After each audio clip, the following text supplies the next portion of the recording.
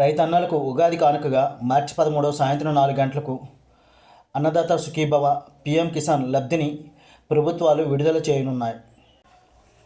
అరకు నియోజకవర్గం పరిధిలో 55,357 మంది రైతులకు 33,21,00,000 లబ్ధి చేకూరనుంది. అన్నదాత సుఖీభవ పథకం 3వ విడతలో ఒక్కో రైతుకు 4,000 రూపాయలు, పీఎం కిసాన్ 22వ విడతలో ఒక్కో రైతుకు 2,000 రూపాయలు, మొత్తం 6,000 రూపాయలు రైతుల ఖాతాకు జమ కానుంది.